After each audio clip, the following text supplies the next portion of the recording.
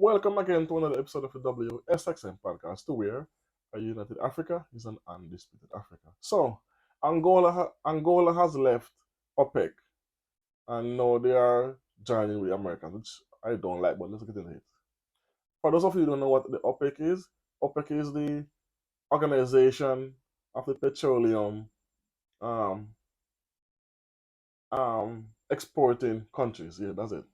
So Angola was a part of it. You have like 12 countries in it. No, Angola leaves it down to 11. And Saudi Arabia is the head of it. 'Cause they are the kings. 'Cause they pump out the most oil. So hence they are the leaders. But listen to what the Ministry of Energy said about why he left um the OPEC. Let's take a look at it.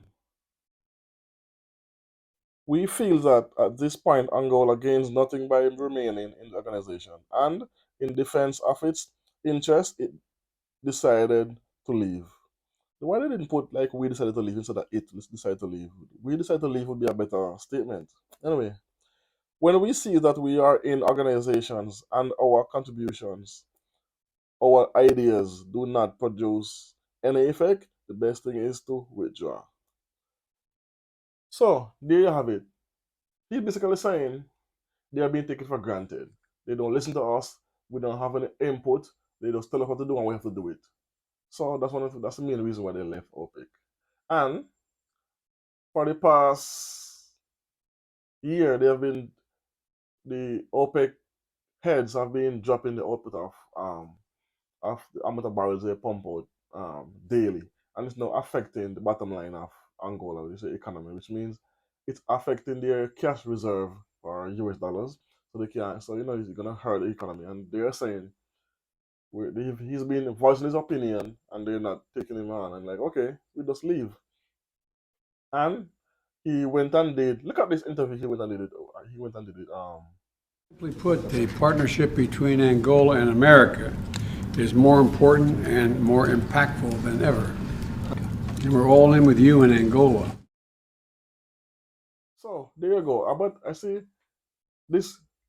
I don't like the fact that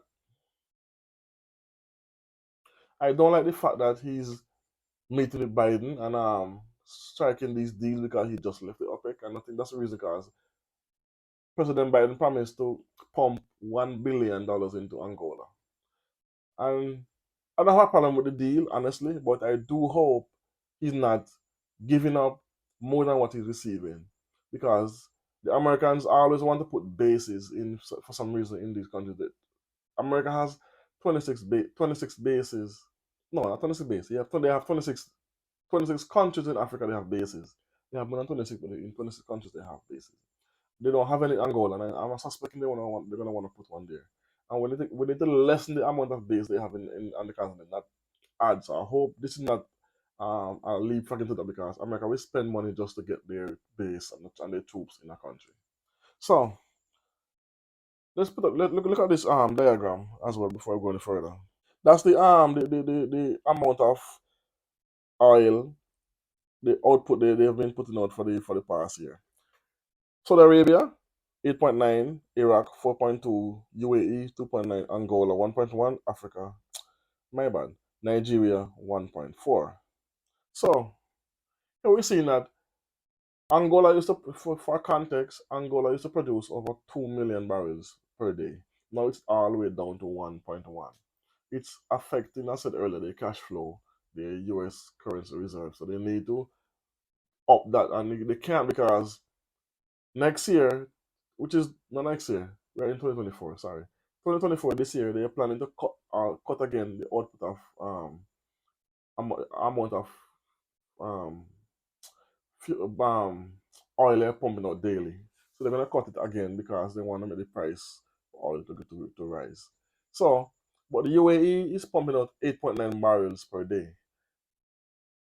Angola is only pumping 1.1. Okay, so this is the big difference, because they won't feel it because they're still having over 8 million barrels per day. Iraq 4.2, so they won't feel it. But Angola will, because they're pumping out 1.1, and then they're gonna drop that down to under 1.2, under a million barrels per day. They're gonna even have less income in the country, economy gonna feel it, price is gonna go up, inflation and all of it, they're gonna cause an issue. So I would leave, but I just don't want them to sell out to the Americans. So I hope he's very careful with what kind of deals they're signing, because when America don't get their way, they try to use human rights as a way to to stronghold and manipulate African countries. They always use with the LGBT argument, or update to human rights and blah blah blah. While UAE, Qatar, Iraq, and all those places, Saudi Arabia, is strictly anti-LGBT, but yet they have strengthened, they have so much ties in those countries, but they're not telling anything about it, but they want to come and tell Africa what kind of laws to put into place. So, Angola and Nigeria is the two biggest oil producers on the continent. Look at this. Look at this picture right there. That's what they show you those two countries. Anyway, so I'm really hoping that Angola president has good advisors, and he's not selling out Angola because of the $1 billion he was promised. And I also hope, because again, side note, what America does do, they will tell they're gonna invest $2 billion, for example, in in a country. They did in Uganda. No, let's use Uganda. They was doing a pipeline that value three things 20 billion for the pipeline to finish in Uganda. And just before they start, what America did, they used the anti-LGBT law, and so Uganda is and not adhering to human rights, and they stopped the project, leaving Uganda to hold it, the bag. Luckily, China stepped in and they are finishing the pipeline. But that's what America does do. They does when they don't want to do something, they use LGBTQ as a reason to not what's the word I'm looking for? To do For the commitment they made, for them not to go through the commitment, they use that to stop the commitment. They don't what's the word I'm looking for? It's on the tip of my tongue. Anyway, if they come back to me, I'll say it again. So Angola, be careful what they do, because it's one of the good countries, the great countries on the continent. So let me know what you think about this in the comment section as well. Do you think it's a good move for Angola to leave the OPEC, since use the Americans get $1 billion to create whatever they're gonna do? I think this Americans they're gonna do like train trucks and stuff to connect the DYCR and Zambia to the port Lamboti in Labito or Lamboti in Angola, because they have a port, a seaport.